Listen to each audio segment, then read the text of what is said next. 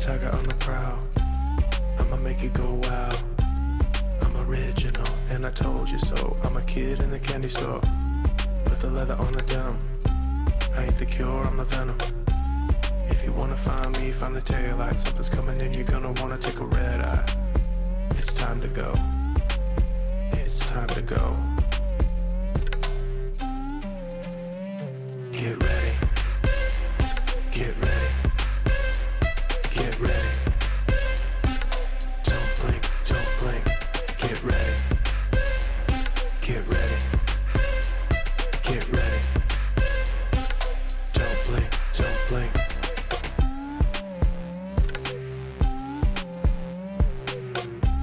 I don't wait for nobody. I'm a summer name on the dotty. City lights call my name, drawn to the flame, and I'm feeling kinda naughty. I hit the ground running, step out the door and I'm stunning. Better hold tight cause you know what's going down. I'm setting the pace cause this is my town. So get ready. Get ready. Get ready. Don't blink, don't blink. Get ready. Get ready. Get ready. Don't blink, don't blink.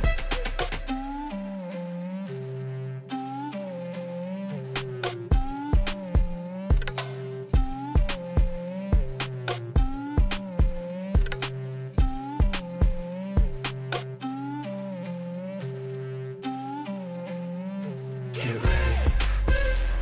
Get ready. Get ready. Don't blink, don't blink. Get ready. Get ready. Get ready. Don't blink, don't blink.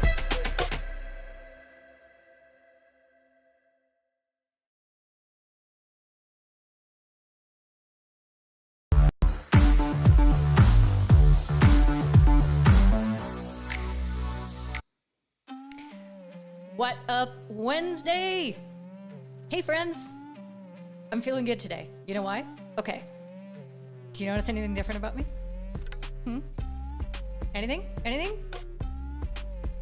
No, you're wrong. I know what you're gonna say. AstraZeneca, baby! Ugh. Okay, this weekend was not pretty. I was not feeling good this weekend. Everybody in yellow knows because I put up a little photo in the group and I was like, sorry, we're not doing weekend watch party because I'm sweating through my clothes right now. And it was, yeah, it was an experience. It was a big experience. But after getting through the emotion, I'm feeling good. I'm feeling good about it. Really, really good. And I cannot wait to get the other one. Big thing, I'm gonna hug my dad. That's right. I'm gonna hug my dad, who is the most unemotional British father of British fathers, because he's been having a tough time and I can't wait to be there for him. So we go for walks and stuff, but it's like, hey, elbow bump father, which is like the most awkward thing to do with a British father you've ever done, just so you know. So today we are doing some Q&A. Reactions, whatever you might want to say it, because I got quite a few questions coming in through the Twitters this weekend, which was fun. Some of them are really, really interesting. Look, we're gonna get into them. Simon Milford, I know you're here. Okay, I don't know you're here because I haven't seen you yet in the comments. You're probably here. You remind me of what the whistle question was, because I can't find it. Don't remember. Sorry. It's something about one-handedness and something. And any questions that you have, put me on the hot seat. I will push back my planned answers for your questions today, because I think I should think on my feet a little bit more. I'm ready, just like the song says. Sorry, I really love this song now. So this is gonna be playing before all the What Up Wednesdays until I get sick of it. So there you go. Instrumental's over.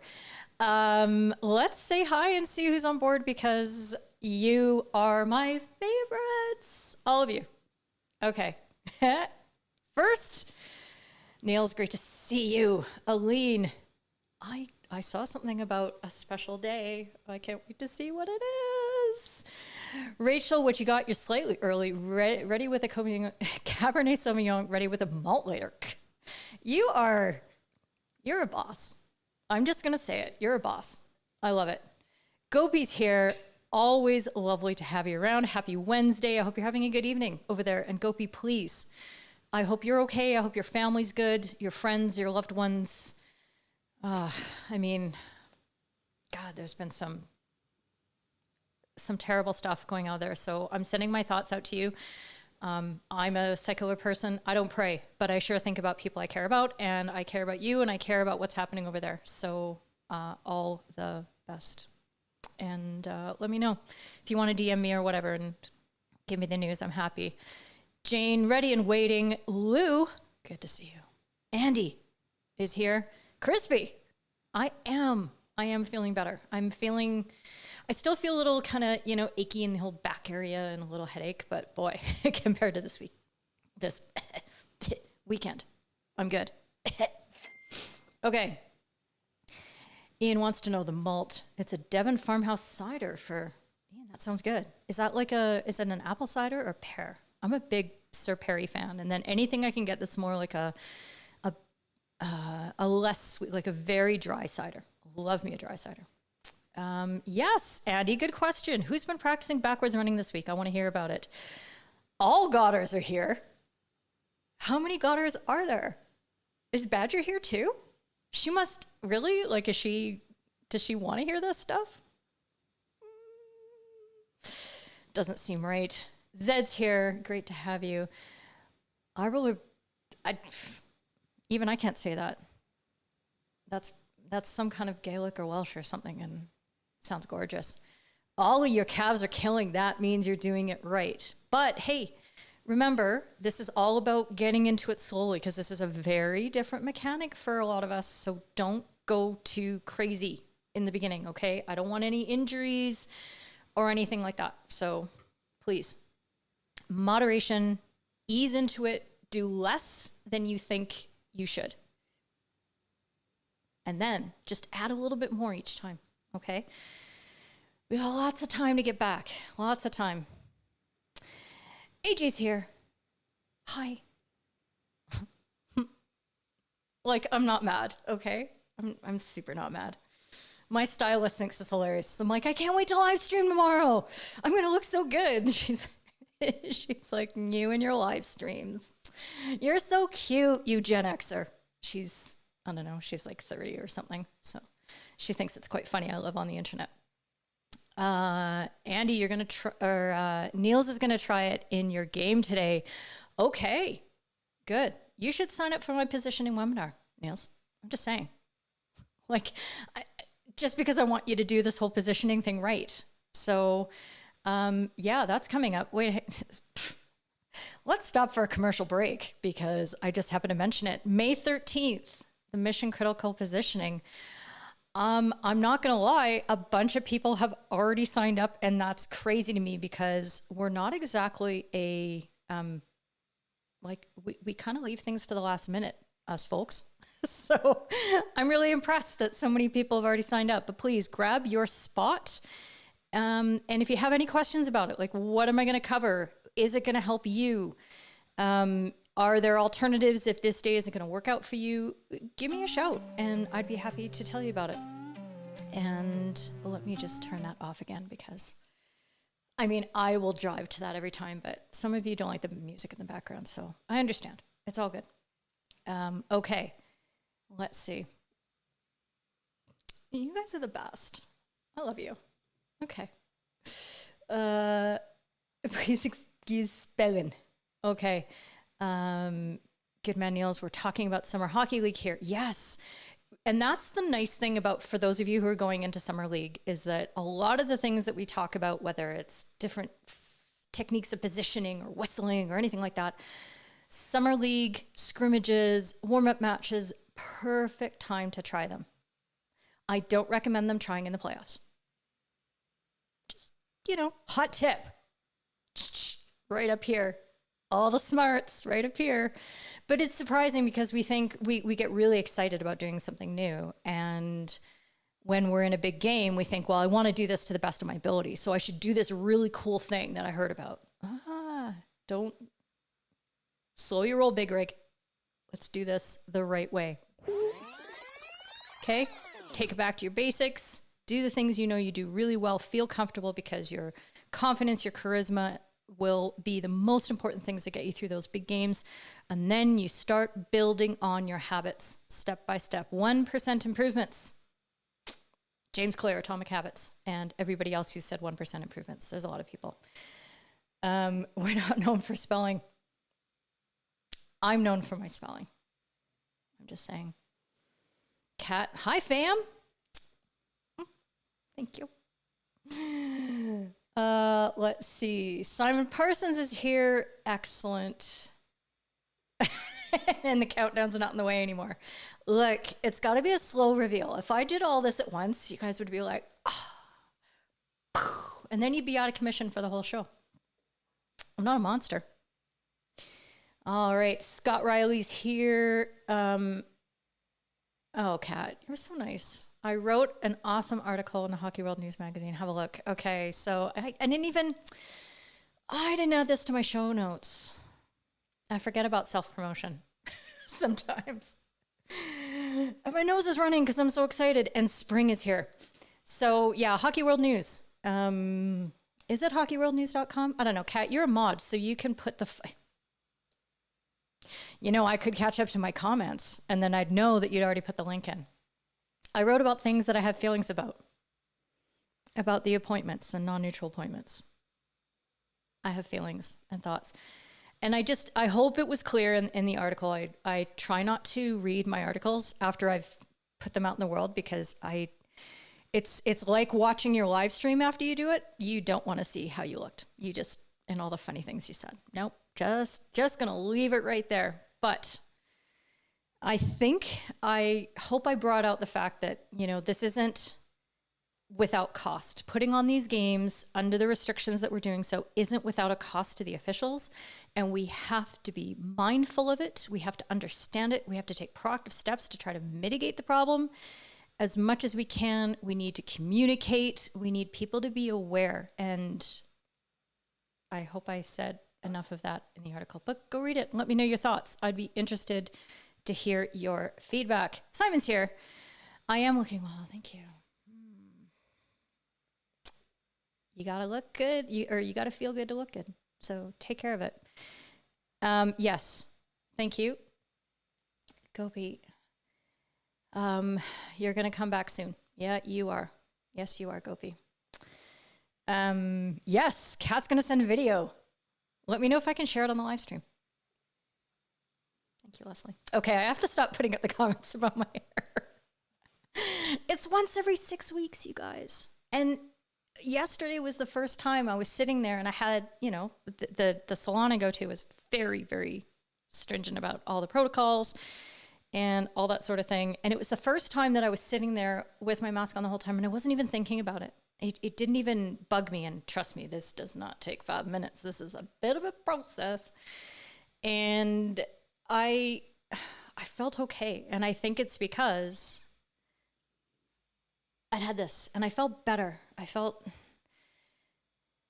like I could just feel a little more relaxed. It's obviously I still need the second shot, and it doesn't mean that all people around me haven't had shot or have had their shots or anything like that. But it's like, for those of you who haven't had it yet, and I know there's a lot of you, and you might be feeling vaccine envy. It's a real thing. I read about it in the New York Times. Very good editorial piece on that in the Times. Go back and read it. I know what vaccine envy feels like, because up until Friday, 2 p.m., I was just feeling quite hopeless. And I know what it's like. And then my pharmacist up the street, he's literally 2 blocks that way. 2 blocks that way, Druven. Hi, shout out to Druven at Bridgedale Pharmacy. Lovely, lovely guy. I'm a bit of a frequent flyer there, thanks to my recent major surgeries. And called me up. Can you be here in an hour? I said, you betcha. In fact, I'm going to do circles around the block until it's 1 hour, and then I'm walking into your pharmacy. So this is the way that things are happening here in my province, at least. They released AstraZeneca on Tuesday to people 40 and over. I qualify for that. Don't even start with the smart alecky comments. I am definitely in that category. So there you go. Just the walking backwards in the moment, Rachel. That is really, really wise. That would be very good. Andy, you made your whole backwards running videos. Yes, put it on yellow. That's a really good idea because we're super, super fan there. So there you go. Simon, what do you have for the backwards running? You tried it out, didn't fall over. Win. Yes. Nailed it. It gets so much better. Like your progress in it and how your comfort level and how you feel is just, it's fast. And that, to me, that's fun. When you can feel the improvement that fast, it's amazing. Okay, Scott, you're backwards running. You ran into a substitute and twisted your ankle. No. Okay.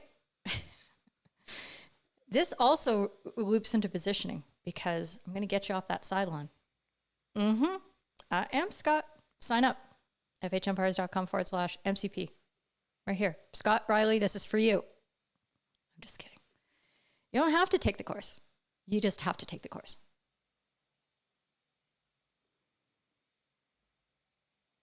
Yep. Well, you're being patient, and I like that, Aline. Is it your birthday? Tell me if it's your birthday. I saw something about your birthday somewhere in the comments, and I think I missed it. Oh, so good to see you all. I'm very, I'm no longer feeling that anxiety before this. I'm just like, yay, I get to see everybody and live stream, and it's really fun. So thank you for being here. If you haven't already yet, if this is your third time watching a live stream, first time, I understand you're just sort of checking things out. You don't know what's going on. Cool. Second time, you're like double making sure. But by the third time, you know what's up. You know that this is a good expenditure of your time. Either that or you're torturing yourself listening to me and you don't really like me. Why would you do that? Why would you do that? Go outside. Go outside and play right now. But if you're getting something out of this and you haven't subscribed to the channel yet, would you please? I would really appreciate it. I'm trying to get over 450. And I want to get over 500 at some point in my lifetime. So I have goals. And if you're here and you haven't liked, it makes a difference. Okay, so here's the thing. I've come over YouTube for a very specific reason. Many specific reasons. First of all, Facebook sucks. They totally broke streaming a couple days ago, and everybody in my live stream community is like, I keep getting cut off in Facebook. And I'm like, that's why I'm here. Yeah, Facebook just sucks. B of all, I've realized that all the content I put on Facebook helps Facebook get richer. But if I put my content on YouTube, there's a chance that later on, if I get big enough and enough people are watching, that I can monetize my channel. Now, I know ads suck, but this is a way for creators like me to be able to earn some income off streaming. What that means for you is that just by watching and just by telling your friends about this and by liking and subscribing and doing all those things, it makes it possible for me to give out all this free content to people who can't afford courses and memberships and things like that, right? Those are the people that I really do want to continue to be able to reach. But in order to do so, I need some support as well. So that's why I'm here. So please, if you have the chance, like, subscribe, all that kind of stuff. If you have thoughts for me, if you want to say, Keely, no, I'm not going to subscribe, and here's why. I'm here for that. I want to know. Thanks. AJ Small to the rescue. I need the Monty Python Holy Grail.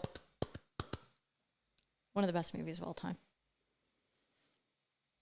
It is her birthday. Yes. Oh, it's tomorrow. Okay. Awesome. Good to hear. Okay, what else do I need to talk about? I would like to thank a new member. That's right. A new green member in particular. I'm just, I'm just singling him out because I thought it was really cool. David Robertson. David Robertson. Hi. Okay, it's not that David Robertson. It's kind of a common name. But I was like, let me see if I can find this person. And then I found this picture and I thought, hi, David Robertson. Thanks, David Robertson, for signing up for Green. I appreciate your support. And like I said before, this makes it possible for me to keep going and for me to pay money to people who help me keep going and put all this great educational content out for everybody. That's the key. Oh, there's the whistle question. Okay, I'm not even going to read it. I'm starring it because I'm going to come back to it when I start going. Okay.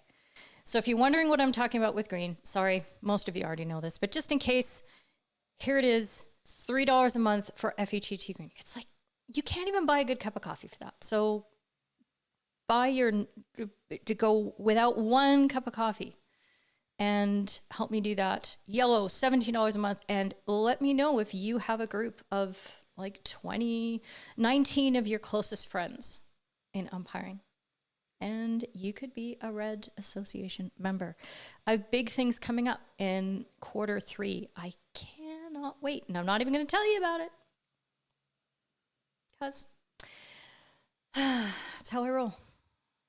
But I'm excited. Oh my gosh, 13 likes. Thank you.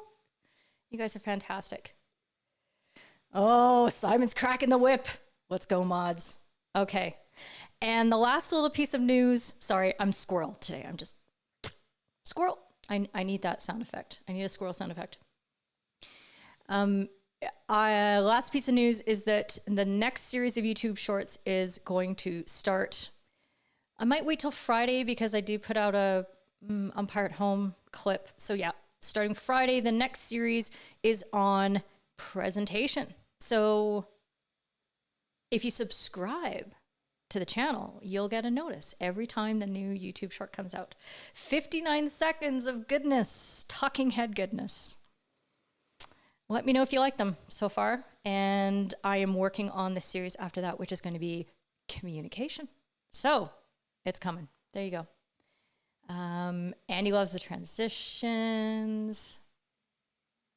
I don't know what that is. I don't know. You guys are doing great. I love you. Okay.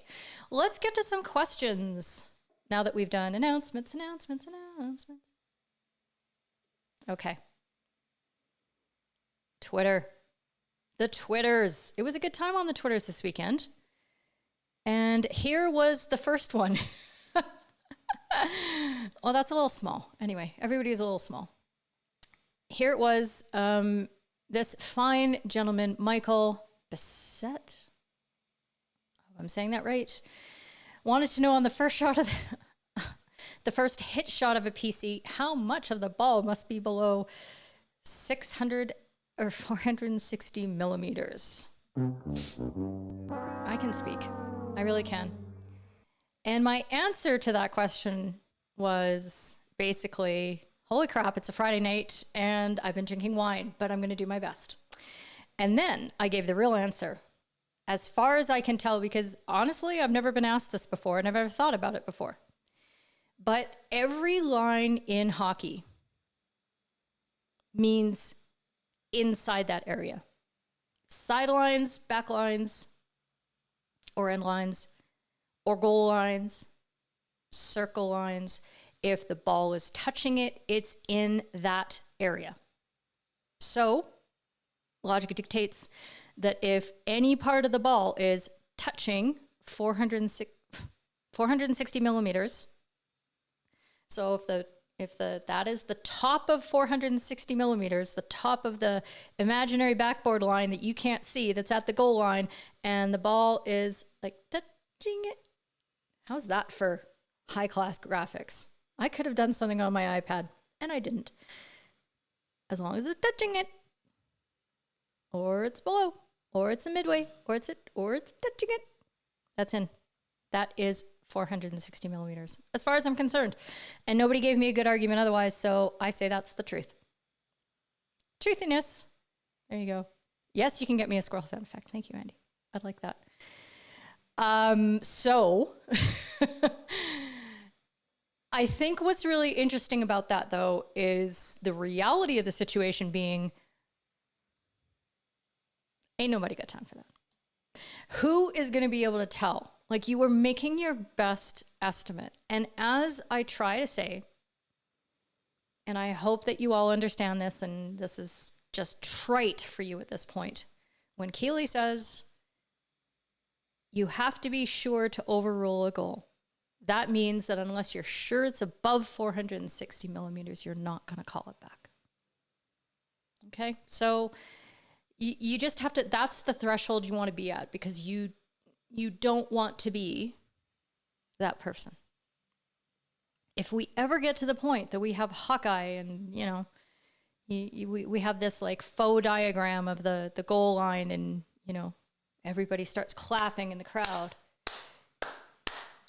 and then you see the ball flying above that line, and you see a little gap and it zooms in. Like, that would be cool.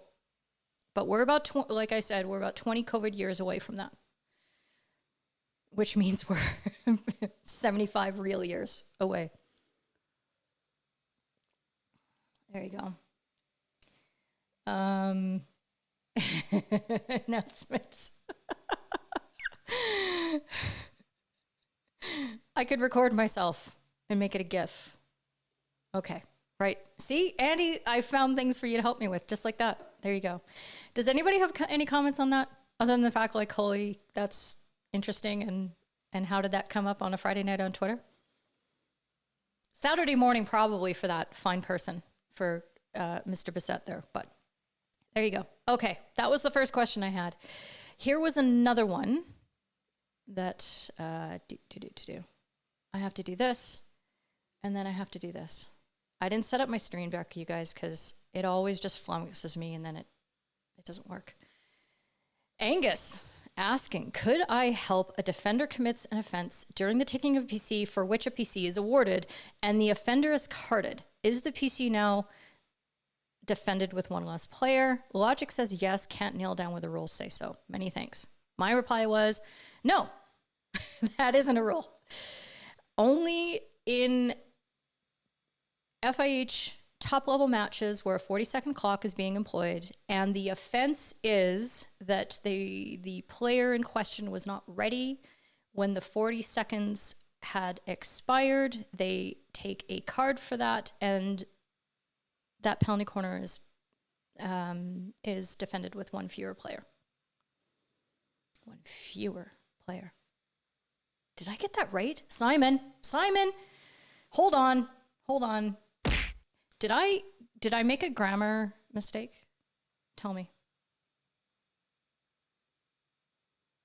There you go. Okay. Just popping back to the former question, Godders, why not mark the 460 millimeters on goalpost to help? Well, yeah, that might help a little bit. Yeah, it might. Why not? Okay. Yeah. I'll take that. I'll take that idea straight to the FIH, and let's see if they listen. Hi guys, remember me? Your favorite best friend? Yeah, they're not gonna. But that's a good idea. I like it. Having the backboard there does help if you are in a position where I think you would probably be in order to determine that first hit height, which is that you would be fairly close to the back line, very close to the post, but you shouldn't be right on the line such that the posts are blocking your view. You need to be stepped just that little bit, that one step, so that you're looking across. You should have that backboard right there in your sight anyway.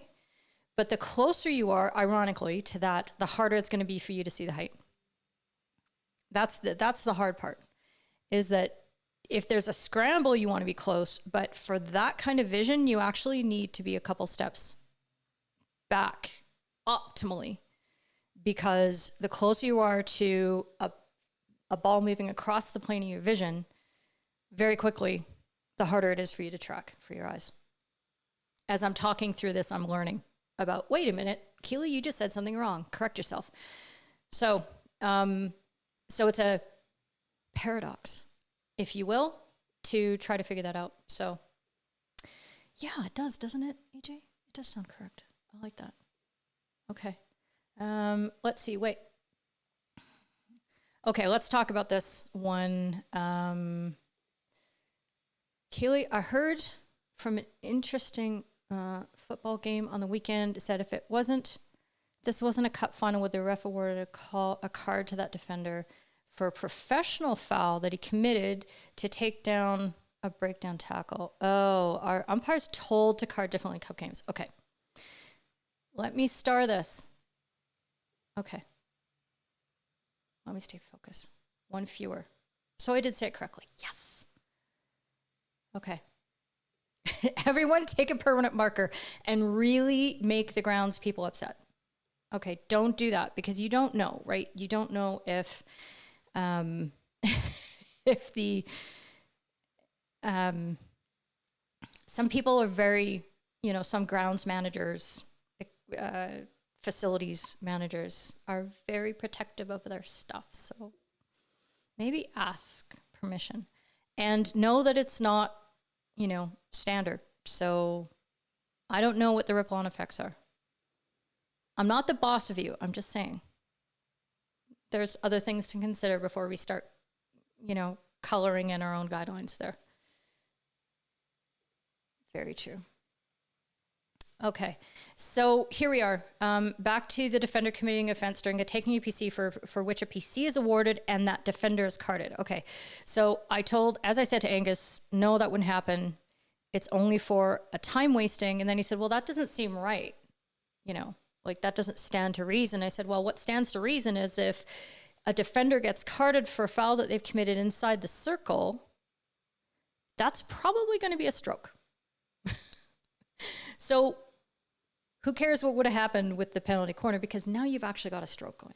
So that's why this is a bit of an academic question for me that doesn't take into account what should be happening management-wise and with the balance of team and personal penalties-wise in the game. I'm not saying it's not possible. If you've awarded a penalty corner because it's an intentional foul against a player an attacker who does not have possession of the ball, then the remedy is a penalty corner and a card. But remember that the reason that it's only a penalty corner and not a penalty stroke is because the scales of justice weren't so tilted. That player didn't even have the ball. So why should that player's team have a free shot on goal? They shouldn't. So scales of justice get balanced correctly. And so should that penalty corner be defended with one less? Nah, I don't think so. That's just me. So lines would be okay if you had cameras side and back forward are good. Yes, exactly. It would just be that little post area. You guys are super interested in this. I love it. We've moved on to the next topic. Join me with this. So I hope that was all clear. I hope that I,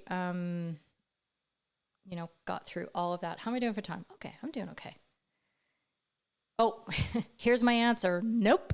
It's only the FHU regulations that require that for the 40-second violations. Okay, hang on. I'm going to main. Here come the comments. But a defender can commit a penalty outside the D within 5 meters, so still a PC. Yes, exactly. Exactly. A PC reward and a card. And again, what is the quality of the opportunity taken away such that a penalty corner should be defended with even less players? Even fewer players? Oh, after I got it right. So, yeah, I'm okay with that. I'm okay with that. And if you've watched penalty corners that have been taken by teams against fewer than the regular 5, they're down to 4, they're down to 3. It's amazing how often that doesn't develop into a scoring opportunity. It doesn't equal a goal. It's nuts. I think it was South Africa successfully defend against Spain, the women, probably a Hockey World League semifinal or something like that. Sorry, my nose is running again. They lost 2. They lost 2 players to early breaks at the end of a time period, half quarter, can't remember which one it was. And so they were defending with 3 players. And they did it. And they cleared the ball. And you're just sitting there going, how do you not score? And it's because the teams don't train this. And mentally, they get in this headspace like, we got to do something different. Instead of just running the same plays and knowing that they just have a better chance of success, they get all psyched out. It's very funny. I hope that for reference was for everybody else, because you know that I wasn't watching this game. My friend Doc Rock was watching this game, but I wasn't watching this game. Okay. I think, remember, moderators, when we said that you were asking, what could we possibly do? You can possibly do something right there if you don't mind. You can edit out the lesson the viewer after the event. Yes, we can. We can do that. Okay. Don't even ask what he means. Niels, just do the thing. Okay? Let's see where we at now. Where we at? I am all confused. Oh yeah, that's right, because I need to go to this. Back to the Twitter questions. Okay. Oh, friends. Okay. Go to Twitter and tell me if I was a jerk. Because I think I was, and I don't feel awesome about it. But So this is Simon Webb, friend of the show, friend of FH Umpires, friend of umpires everywhere, as he is an umpire himself, and as well as being a podcaster with Talk Hockey Radio and a very good photographer. Asked, are outfield players allowed to wear Garmin watches? I checked the rules in 4.2. May mean that you can't, but I'm sure I've seen plenty wear them. It's plastic, tiny face, surely no danger to anybody. And my response, which will... Okay, I'll put out one of my responses because the other one was a GIF and it was really, really funny. So I said, disable the rocket launcher and remove the switchblade. Okay, so it was a good conversation on Twitter, and as it turns out, the umpire who was involved in this match, who asked Simon to take his watch off, was there on Twitter, and we had a very pleasant conversation through DMs. So of course, I will not share those because that conversation was between us, but they were very gracious, and I really appreciate the fact that they reached out to me and said, hey, would you like to talk about this? And I'm like, yes, I would. Friend, I would like to talk about this because this is an example of knowing when to read the room. And obviously Simon was a little bit, perplexed, upset at this event and this ask, and makes sense to me. And this is what I told I can tell my side of what I told the umpire in questions. I said, look, you've just returned to hockey after being shut down for a year in the worst times that a lot of us have experienced in our lifetime, where we've given up privileges that we never thought were even in question, that we just took for granted. And we gave up things that made us happy, things that made us healthy, things that brought us closer with our community, things that have been central to our lives. We gave them up to stay safe and to stay healthy.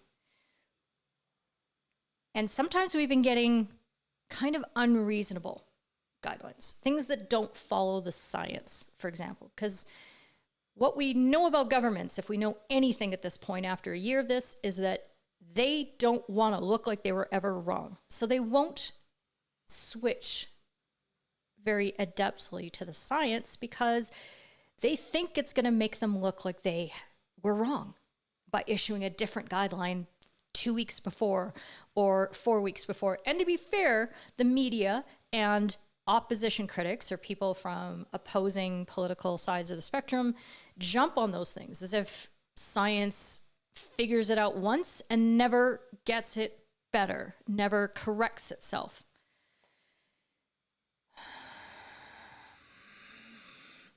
So it's been really, really hard.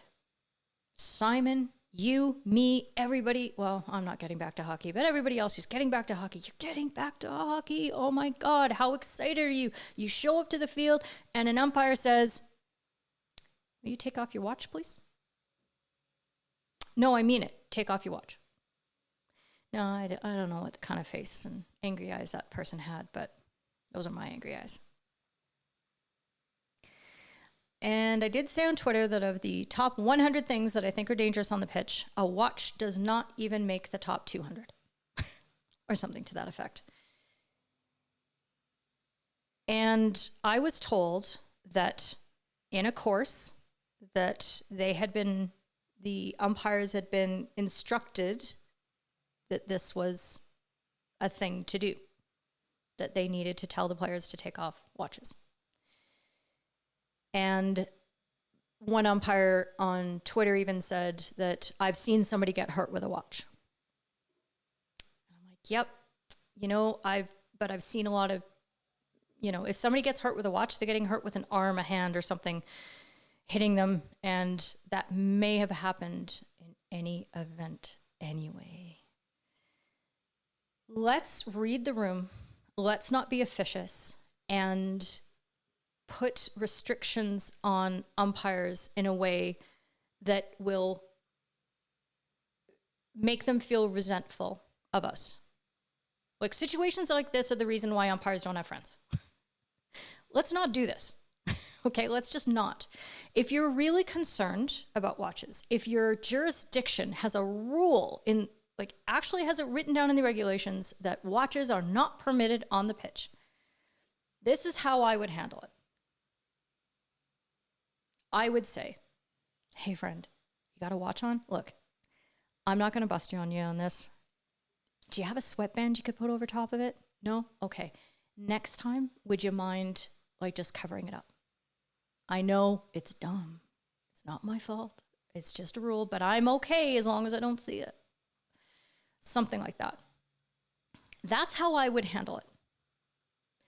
Because making players happy right now, I would kill for the chance to make players happy on the pitch right now, because I'm not getting back out there. And we just have to show each other some empathy, and we have to understand what's important here. What's really important. And if I was sitting in a course and somebody said, you got to tell players to take off their watches, which are now not watches, they're not timekeeping pieces, they are fitness trackers. I mean, an Apple Watch could be telling you if you're going into a cardiac event on the field, it could save somebody's life. I'm not telling anybody to take off an Apple Watch. They could have a very good reason for wearing that, other than just wanting to continue to monitor their progress and feel that pride and get those rings. Ain't nobody taking my rings away from me. Come on now. So that was my reply to that. I am going to look at that. Andy, yeah, you wear your Fitbit every game. Playing or umpiring? Absolutely. Keep pressing that like button. As Davey405 says, he's one of my favorite YouTube personalities. So he's hilarious. Go find him on YouTube. He will absolutely freak you out, and you'll wonder what the heck I see in him until you've watched about 10 of his videos. And then you're going to say, I love this guy. And that is YouTube. Okay. Those were some questions. Let me get to the starred ones now. Okay, here it is. Let's do this. Simon Milford.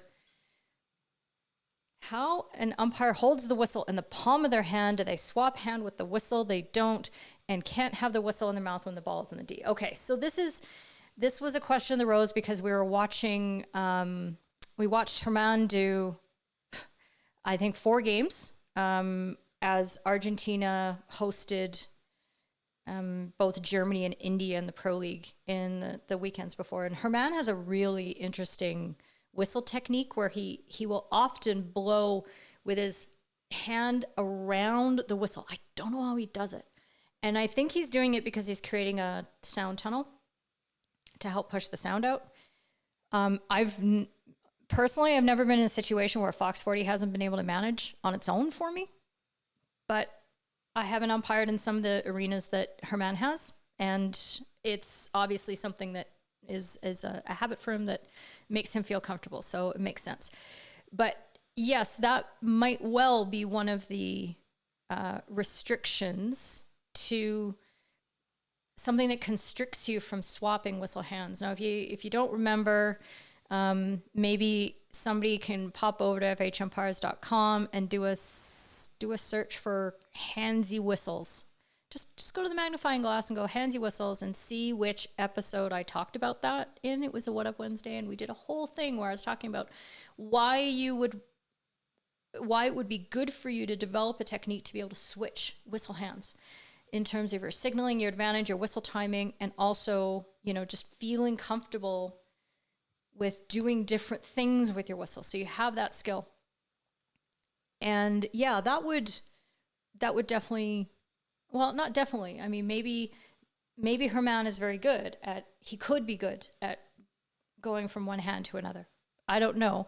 It's difficult. I haven't seen him umpire in person since 2011, I think.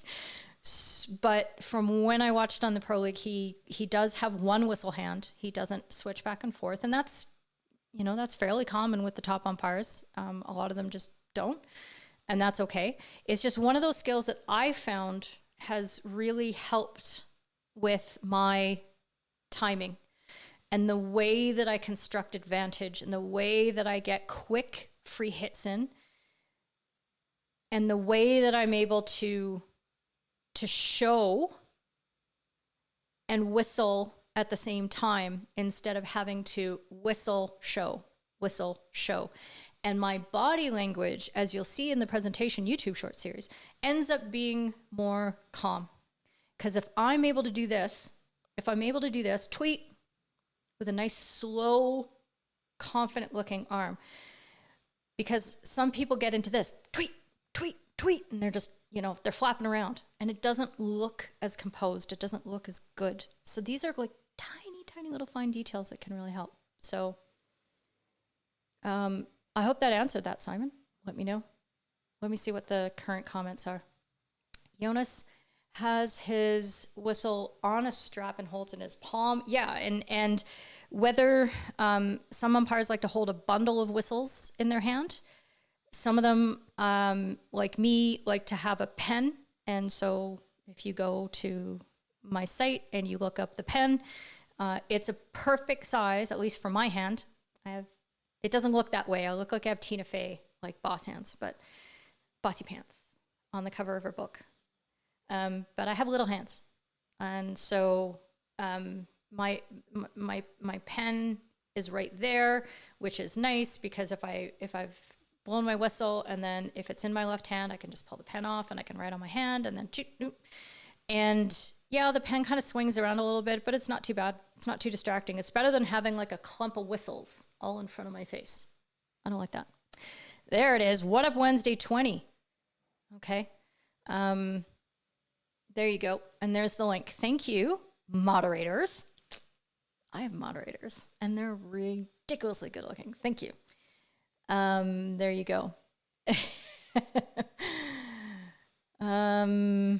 Let's see. Oh, and then there's the pen. Thank you for that link too. So, really this is about preference and I'm not the boss of you. I'm not trying to tell you exactly what to do. I'm giving you suggestions. If you haven't thought of this, if you haven't tried it, think about what that might provide for you. And you might get into a situation like Simon's trying this. Simon Milford's going out there and he's trying to keep his whistle in his mouth more when he's in the circle in order to help his timing there. And, he's playing with what area of the field that becomes more important in and then switching his whistle hands. Great thing to practice in summer hockey, like we talked about, or scrimmages and friendlies, whatever you like to call them in your area. And perfect. However, Simon might go through several games of trying this out and say, after a thorough experiment, he's gathered all the data and he says, this sucks. This ain't for me. It's making me feel self-conscious. I'm distracted. I don't like how it's impacting my timing. And he goes back to his regular scheduled programming. And I'm so cool with that. I'm so cool with that. I think that some of the things that I suggest are going to work for a lot of people, but they might not work for everybody. So that's okay. That's okay. We're individuals. Let's see. You're approaching 15K a day. Yes. Good work, Rachel. Very happy. There you go. And you're talking about Fitbits. Yeah. Okay. What are you saying? Whistle in the mouth and the D certainly works for you. Good. I'm glad to hear that. Great. Keep that feedback coming. And if any of you listening right now want to give that a shot, please, try it. Think about where it's most important, and really inside the circle is a great time. Right outside the circle is a time when I really think you want to try to hold as much as you can, because it's the worst free hit in hockey is to give that free hit within the 5-meter dash. You have so much more to manage. The options for the attackers are so much more limited. So try to get them in the circle. And I know that sounds like you're rooting for a team. No, you're not. You just want to make a different decision. You just want to get the ball in the circle so you have a different set of decisions to make. That's the difference. Okay. Let's see. AJ, you like switching hands with the whistle. Excellent. You've done it for 3 years. Atta girl. I love hearing it. Okay. I need to be sharper on my sound effects. I'll get there. You think you'd struggle to shout player advantage with the whistle in your mouth. Okay, so that's exactly why I don't want you to do it in other areas of the pitch where you're more likely going to be playing and advantage and that sort of thing. And I think if there is a balance there. I've actually been able to shout play, not advantage, that's too many syllables, but I've been able to shout play with a whistle in my teeth. It's doable. Try it. But again, you're less likely to use your voice in the circle anyway, because things are going so fast. And it's not that I think that you shouldn't speak to the players inside the circle because you're going to distract them. Some umpires are afraid of that. No, trust me, you're not going to distract them. They're doing their job. They're doing their thing. But you have so many decisions to make within a shorter period of time that what you are shouting play about very well may be over by the time you have to make your next decision, and you still have a coming in your mouth. So don't, I think it's less important to be able to use your voice to signal, but using your, get that nice high advantage arm up there. That's fun. Getting that arm up there. It's like, and then it can get into a stroke really nicely, easily. Or you just bring it down for a corner. You're there and just, or you're swinging it up for the goal. Rachel, you can't. Well, don't eat it. We're not going to talk about that stuff. We'll DM, okay? You're heading off for an online comedy gig. Okay, see ya. This is a regular thing for you, Ian, I can tell. AJ, people can't understand you without a whistle in your mouth, let alone with it. Okay, that sounds fair. All right, let me get to the next question. I have like reaction videos as well, or whatever, that I will get to, but I'm going to get to Andy's question first. I think I touched on this a few weeks ago as well. You had an interesting one from a football game on the weekend. I'm sorry, you said interesting and football in the same sentence. That's too bad, because I think you're mistaken as to what those two words mean in the same sentence. Sorry. If it wasn't a cup final, would the ref have awarded a card to the defender for a professional foul that he committed to take down the attacker in a breakdown tackle? The question is, are umpires told to card differently in big games? And no, they're not. We are briefed for consistency.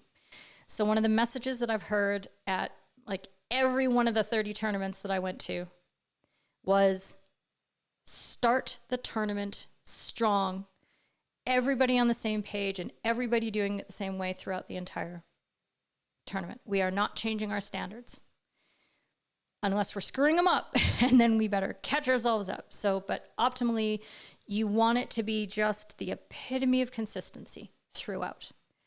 And if we have to make an adjustment, it's a really good idea to communicate with teams and say, look, remember that time at band camp when that green card, came out at that point and it was the wrong time? We're doing it better. So if it's different in the next game, it's because that was wrong, but now this is right. And we try to get that message across. It's hard, but it is a good message.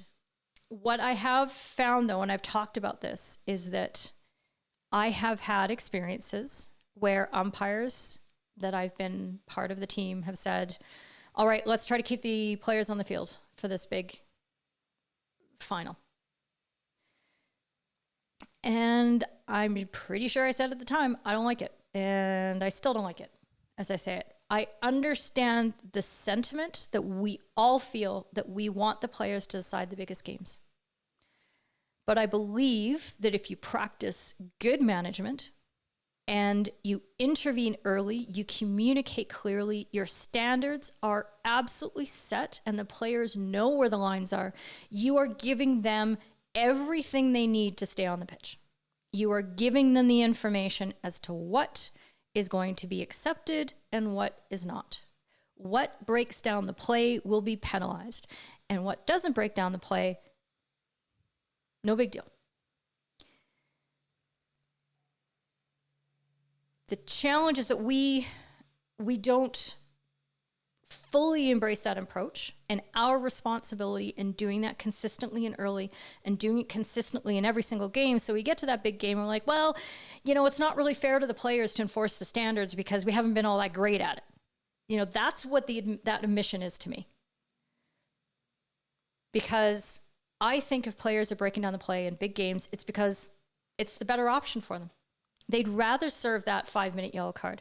So it's like the handball that that I did the short on a week ago now, my big viral hit of a YouTube short, where Grambush stuck out his hand and he grabbed the ball and he actually threw it a little further away.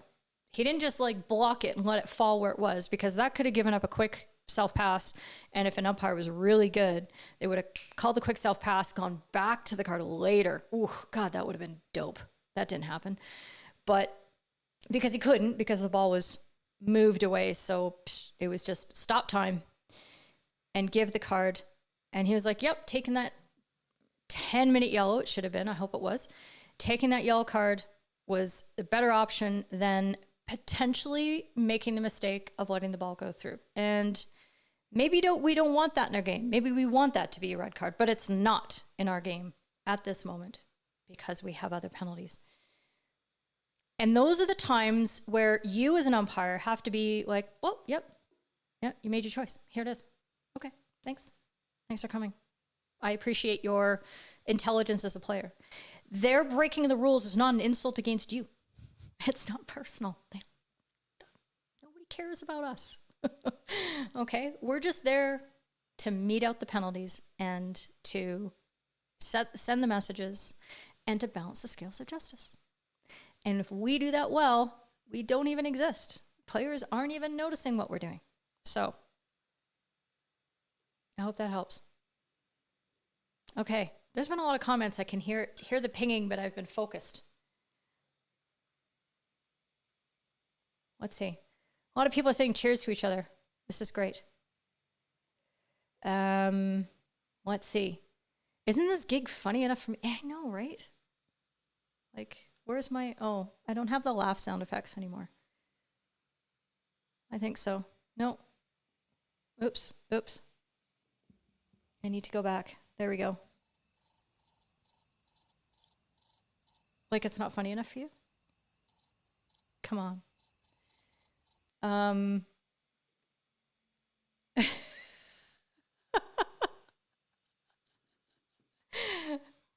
maybe pick a moment, Scott.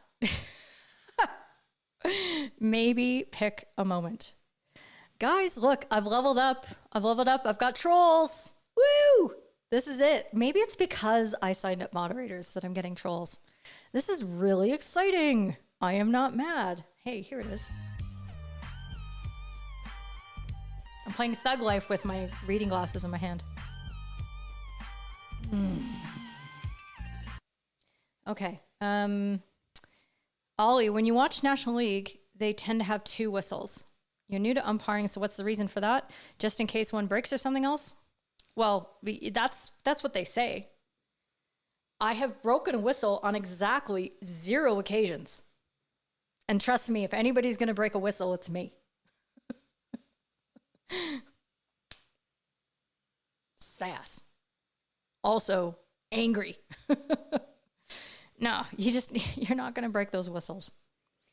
And they'll say things like, well, if you drop your whistle, and it's like, yeah, and then you drop all of them at the same time. So if you're going to carry an extra whistle in a different pocket, okay, I can see that. But that's not what they're doing. They're putting all their whistles on the same it's for something to hold on to. And then you're getting your meaty paws like all rubbing all up in your whistles, and then you're touching other objects. And look, I know fomites are not responsible for COVID. We know this. Science. But it's still kind of gross. And it's okay if you want to use 2 whistles. Like, I just be like, to me, instead of carrying 2 whistles, I want to have a whistle and another object that serves a different purpose. I'm a very, very practical person. And then I can pull off my pen and I can use it. And I don't have to have a pen like stuck in my shirt or in a pocket or somewhere else where it's going to poke me or I'm going to drop it. It's right there. Okay, like, people, why? Just kidding. You tell me. Yes, you use one to hold it in your hand. Okay. Yeah. Wait, handhold. There you go. Jane, 2, because it's comfortable to hold. And because you're swapping hands, exactly. If you're doing the swap handsy things, you want something to hold on to, for sure. You had a whistle and a pen. Either works for you, Simon. Okay. Very interesting. Niels, for the people who didn't watch the short, what are you doing with your life? Correct. Go watch the short. It's not a red because yellow is the midway between a mini slap on the wrist and getting kicked out of the game. Did you copy and paste that from my script? Yes, you did. This isn't football. And I did say that. Oh, there you go. Thank you, friends, for helping out with that. No, it's super. Like, I should have screenshot some of those just to go into my live stream group and go like, hey, guess who's like leveled up? I might have 450 subscribers by the end of this, and I got me some trolls. Okay, let's see. It's 1:04. It's a Keely hour, folks. Let's go. Let's go through a couple scenarios that I found on the internet. Of course, interrupt me if you have a question. I want to hear about them. Could you avoid seeing this clip? No, you couldn't, because this person sprayed it over about 20 groups and pages, all of which I subscribe to. Drives me absolutely batty. So they go, what is your decision? And then 0 follow-up. It's all about the engagement. All about the engagement for this individual that I'm not even going to name because I'm not giving them the help. And I'm not linking back. Sorry, you don't deserve it. This is an old clip. You know why? Because that's Scott Tupper throwing the layoff, and he's playing in Europe. And he hasn't played in Europe for a few years. So the question that we know to answer is this a hit? Because this is undoubtedly the first shot on goal. I hope you've all had a good gander at it. Maybe I'll just keep rolling it The replay is pretty good from all the angles. Oh, is my head in the way? No, you can quite sort of see. Oops. I need to unlock my head. No, my head should be able to move. Okay. What are your thoughts on this? I want to hear. For Andy, no goal, pass from the top of the D, not a shot, so that's the first shot, and it goes high. Simon says goal wasn't a hit, the stick was close to the ball. Gopi, not a goal because it's a hit, slap hit, swinging movement of the stick towards the ball. The ball must cross the goal line at the height of the backboard, which means 460 millimeters. Excellent recounting of the rule. Thanks, Gopi. And yeah, so this is basically the range of opinions. So I think I referenced a few times in other places. Okay, wait, I'll let other people get their thoughts in here. The attacker stick doesn't seem stationary enough. So definitely hit, no goal. For me, the stick is closer to the ball than 50 centimeters, so a goal. Okay, so Niels is getting to the point that I would make on this. Now, if we're gonna try to be a little bit standard as to how we adjudicate what is a hit and what is not, I did a Ruler Tuesday on what hitting is in indoor. And given the priorities of what they're trying to eliminate in indoor and outdoor, and it's still the same sort of general safety consideration, although in indoor there's so much more about follow-throughs and backswings, hitting people, because all the players are so much closer together in indoor hockey. We're still thinking about the velocity of the ball at height in the outdoor case. But it's about velocity and how much of a danger, because if you're hitting the ball and imparting a whole bunch more force onto it, that becomes dangerous. And as a first shot on goal on a penalty corner, we don't want that.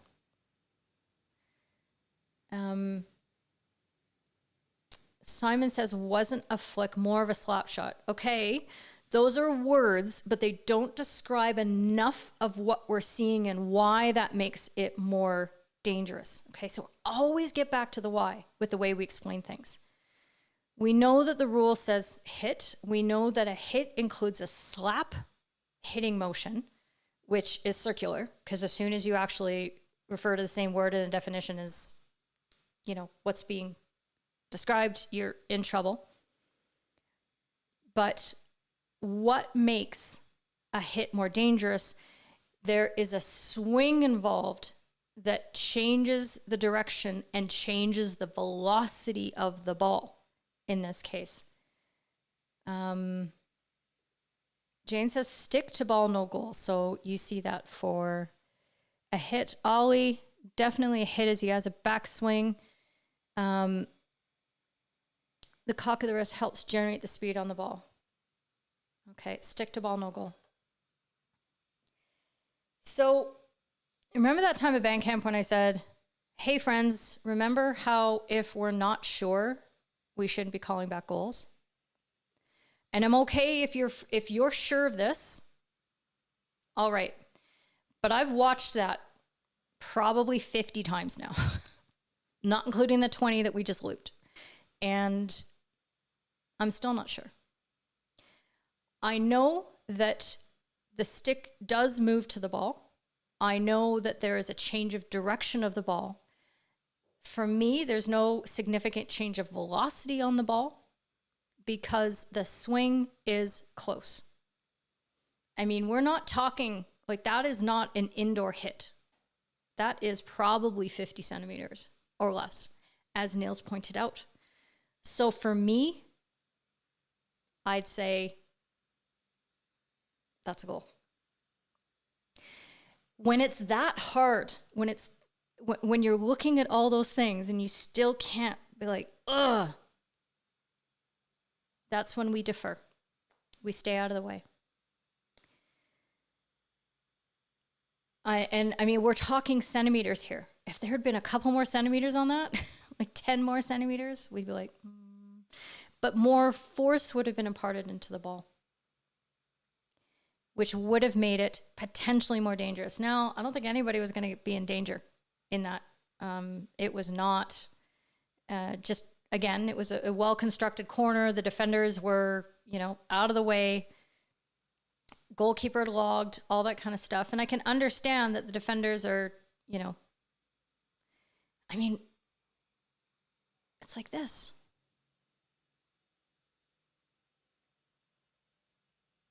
There's more follow through than there is a backswing.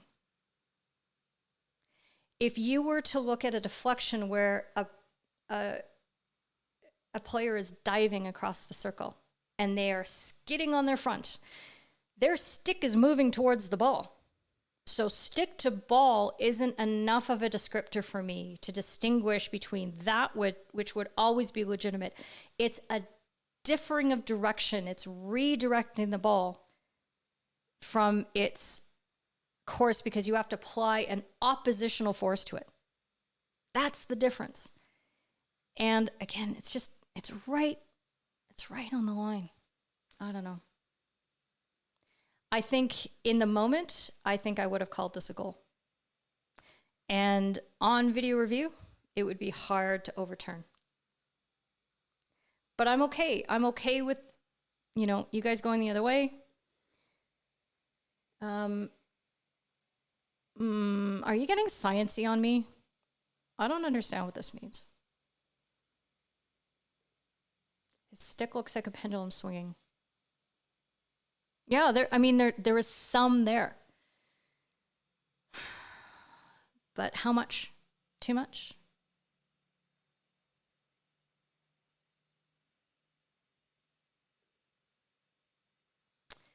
Peter, your immediate reaction is follow through immediately, ball leaves stick, and not any big backswing. So ball 2 stick, you're with goal.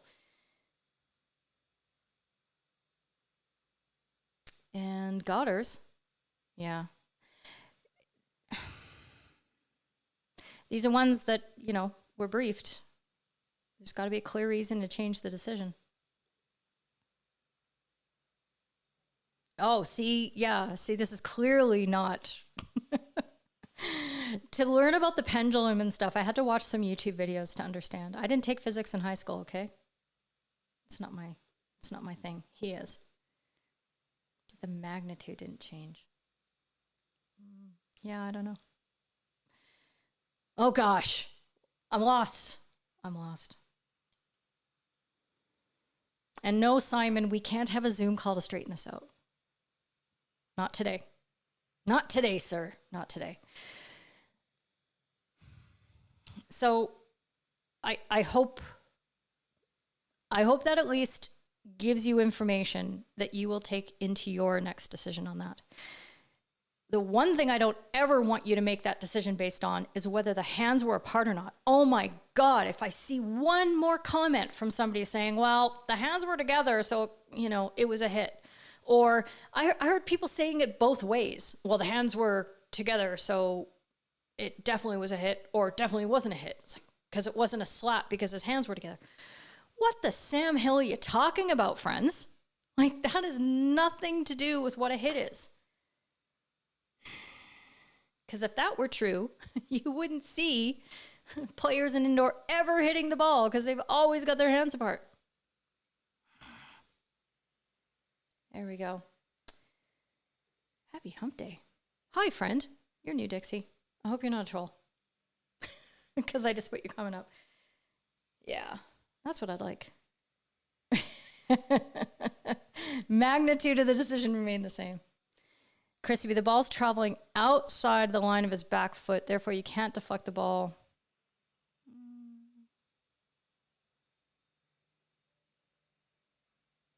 I don't know.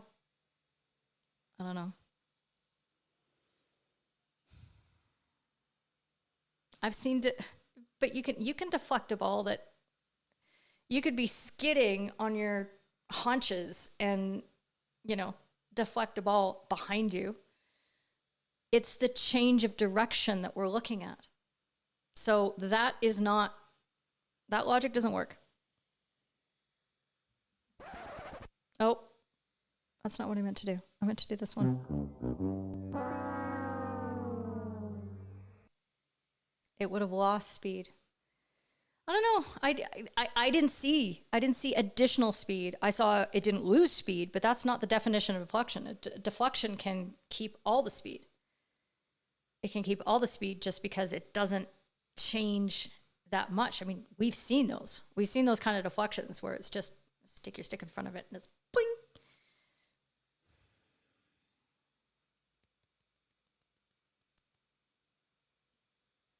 So I understand. And I don't know, maybe I'll change my mind tomorrow, but when I first watched it, I said no goal. And then for the other 49 times, I said, I don't have enough. I don't have enough to say no goal.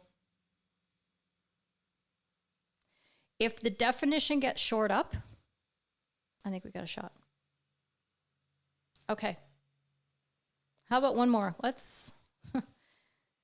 This one is hard to see, but I'm working with what they posted. This was off Inside Hockey, off Instagram, and I hope you can see it. This was obviously 5 years ago in Rio. And what stood out for me when I watched this one, okay, I won't spoil it yet because I want to hear what you guys think. You saw what the decision was in the end because you see Christian Blosch. This one went to referral.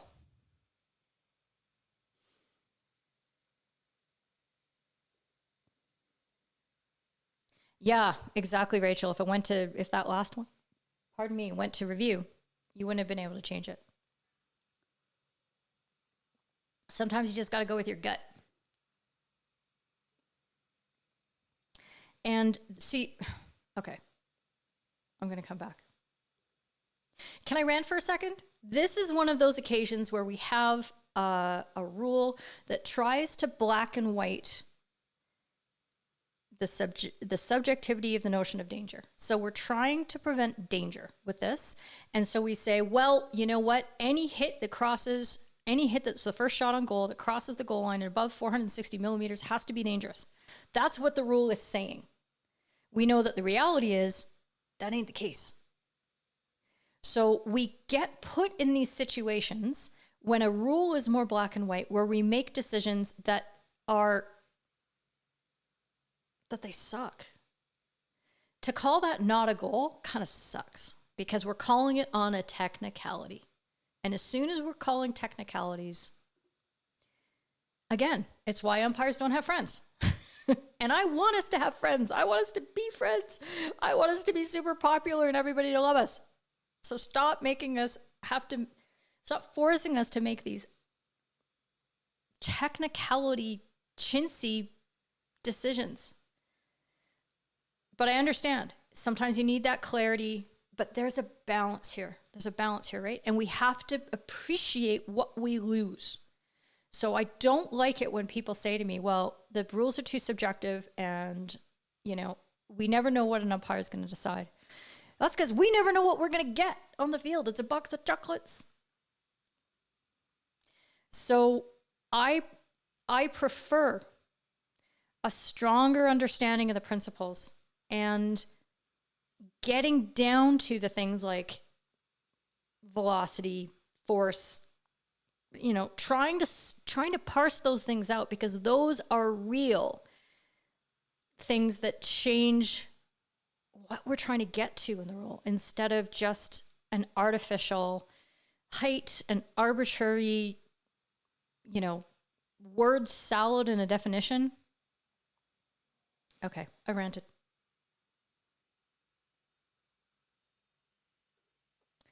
A defender took legitimate evasive action, is I'm sure what he was trying to say. Let's get back to this, sorry. Danger across the circle. First hit's not on target, so I would definitely be thinking of danger, and the defender was standing right there in the open. Of course we're friends. They're expensive, Scott, or AJ. They're very expensive. I'm just kidding. Yes. Okay, so this is right on my face again. Oh, and I can't. I need to get rid of that, and I can't. What is that? Oh, it's this.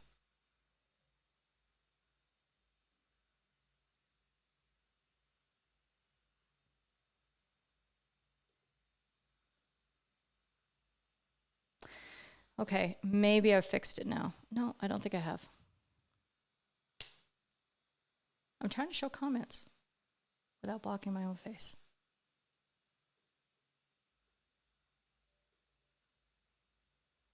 Do. Magic.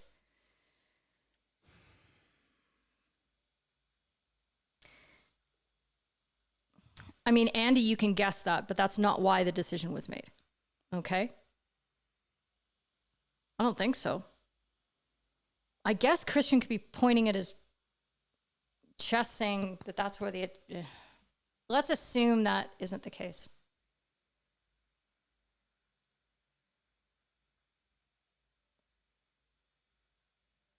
I think he's signaling danger. And that's certainly how it was presented. Well, maybe it wasn't, because inside hockey doesn't know the rules either, so...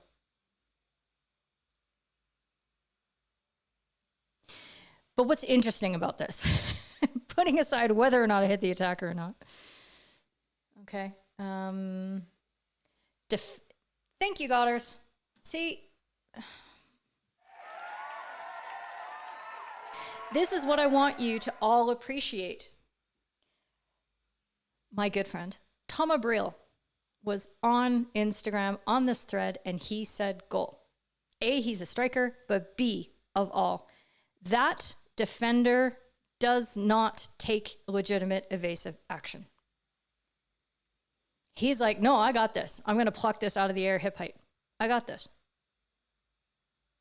He tries to play the ball and he just misses it.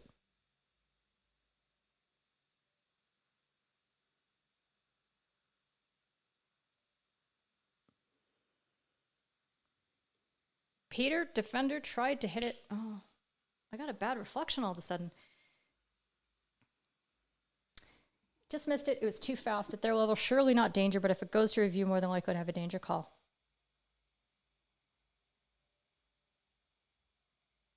Yeah, it's hard because this is why looking at other people's clips is bad for me, because I don't know what they've edited out.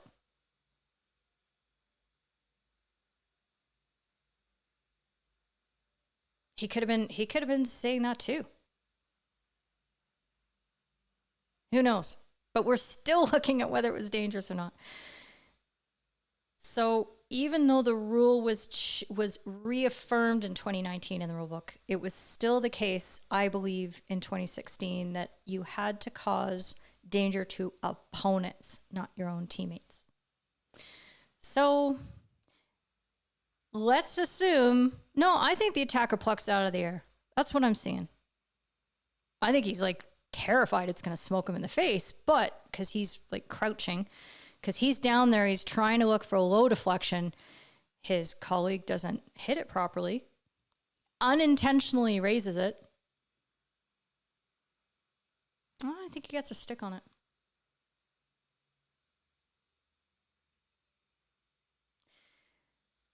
But at this level, you've got, who was the captain at that point? Was Nolsey still playing then? I think he was. 3? Is that 3?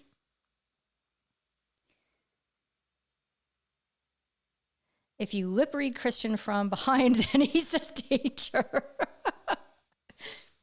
Good point, Peter. Good eye. Good eye. Yeah.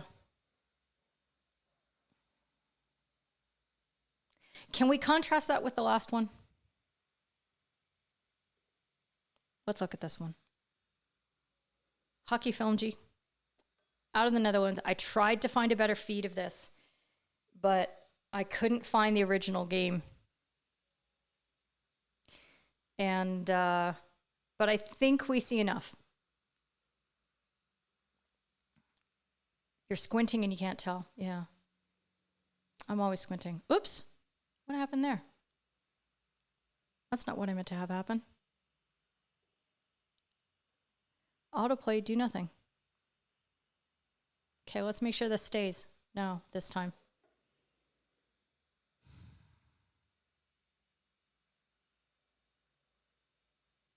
So I believe, given the protests of the attackers after this happens, why is it going to the next scene? I'll make this the next scene. You can't defeat me. Do you feel this is dangerous or not? I want to know. I'm going to sit here in silence and wait until I know.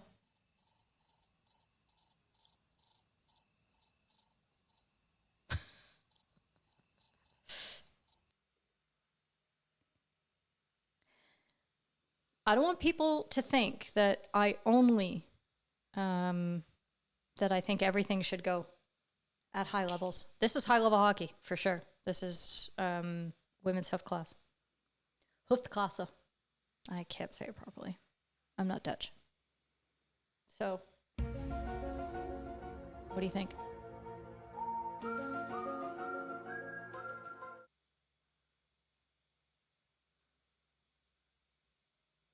Oh, here it comes. Dangerous? What makes it dangerous for you?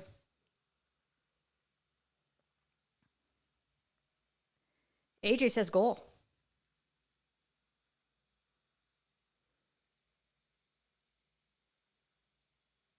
Why is it a goal for you, AJ? I need reasons. I need substance. I don't have any more good sound effects on this screen, so I'm going to wait.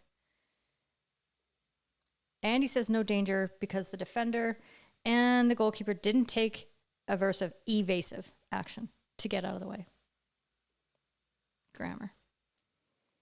No danger, says Peter. Scott, she was swinging her stick, but not towards the defender. Is the goalkeeper a defender? Aline says she thinks it's not dangerous. Swinging sticks near heads, says Simon. Thank you for adding that. Danger as all three move to ball in the air. No danger for Niels. We're at like 50% here. The defender attempts to play the ball. Attacker gets the first. Nobody takes evasive action. I would stay with goal. Swing away from the other players. Original deflection is off the defender stick. Absolutely.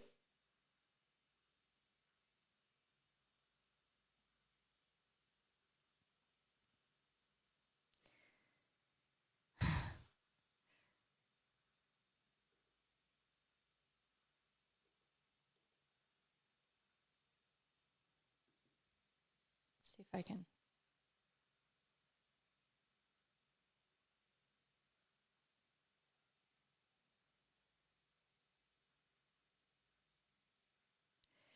Look at the defender stick. Trying to get there. Into a space that none of them are in.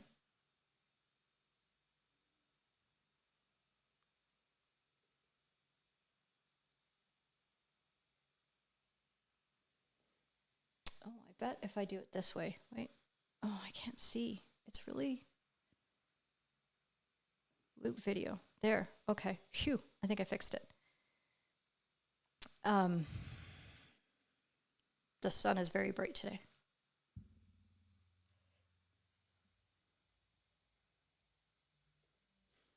Crispy says that in real time he think he'd give a goal.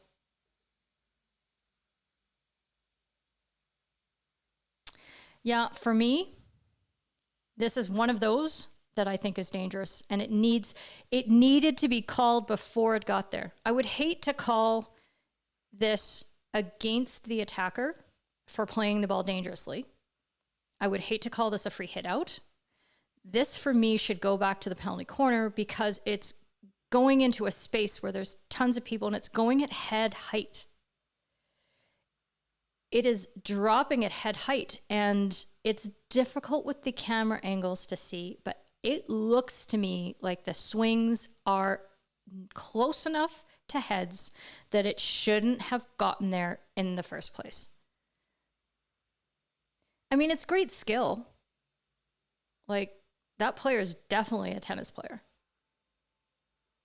That's a great backhand volley plucked out of the air. But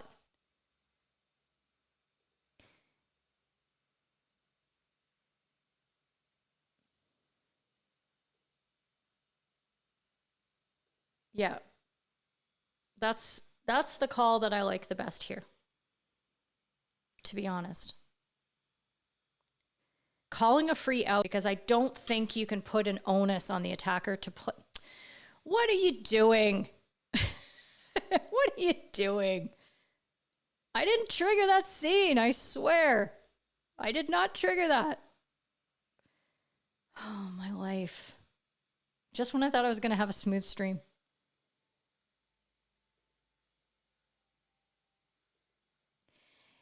Yeah, so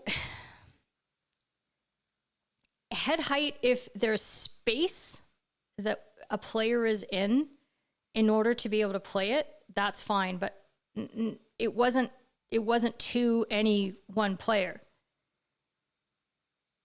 So it's messy, and I think it just needs to be a pounded corner. Yeah, I got gremlins. I got a bad case of the gremlins.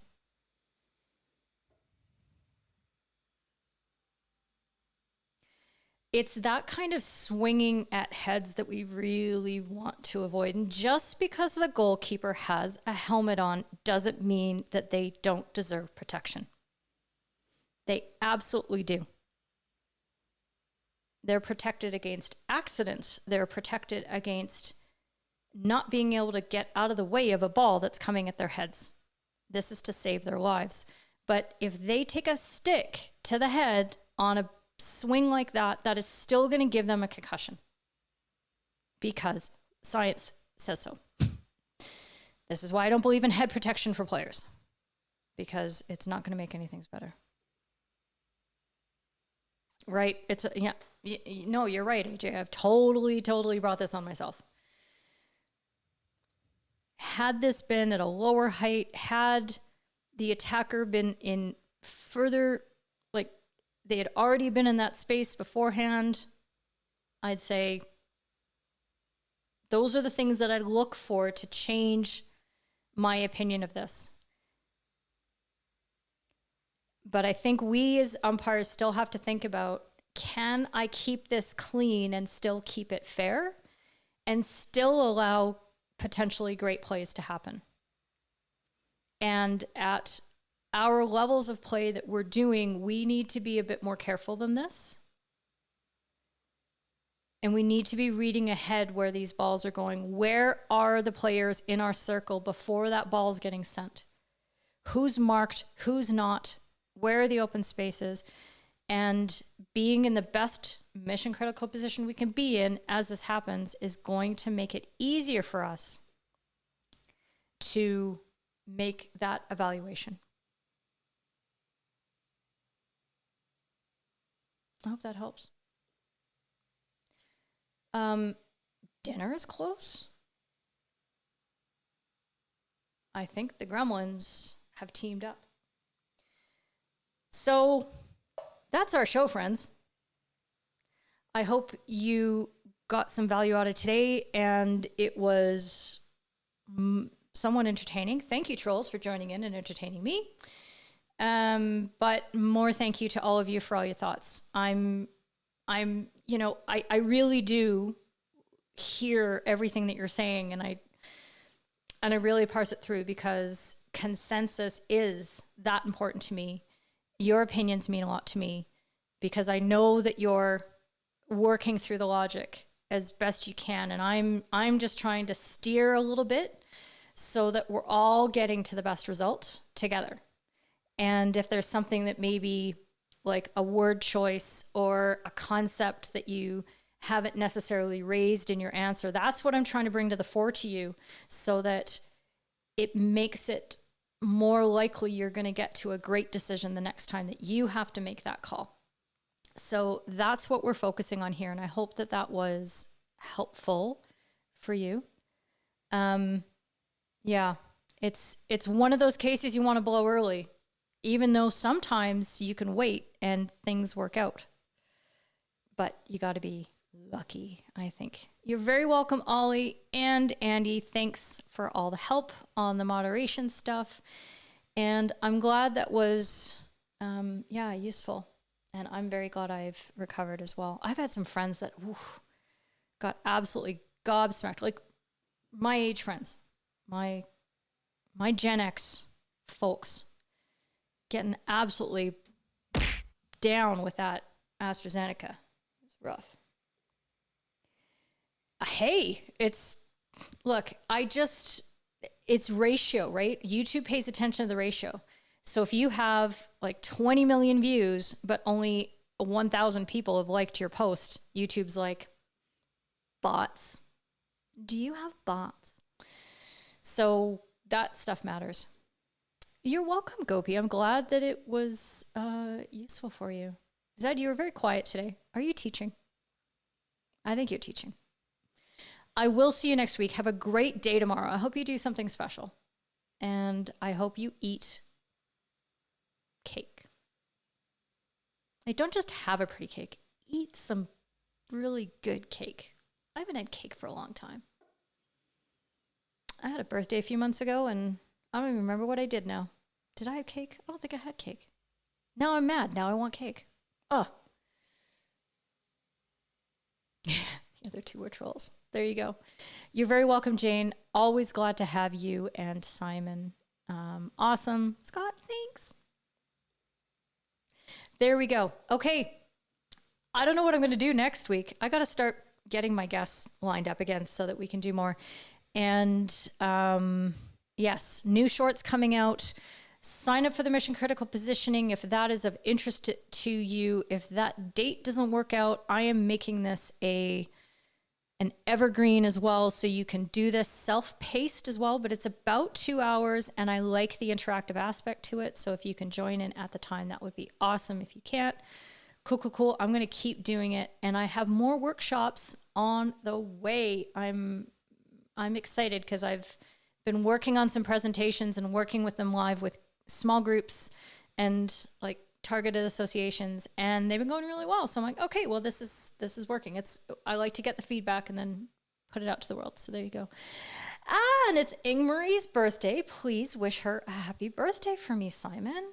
That's wonderful. Leslie, I'm glad that you joined in. This might have been the first time we've seen you, so very warm welcome, and I hope to see you again next week. It was very nice to have more people from Wales, as always. And yes, different views are good, different accents are good, the whole thing. There you go. I'm waffling now. Or is that caking? Peter, we're going to have to speak about your puns. And birthday to them too. Okay. We will see you next week, folks. Thanks so much for joining in. If you haven't subscribed, please do. If you haven't liked, please do. Go watch some shorts. Like those as well. And I can't wait for next week.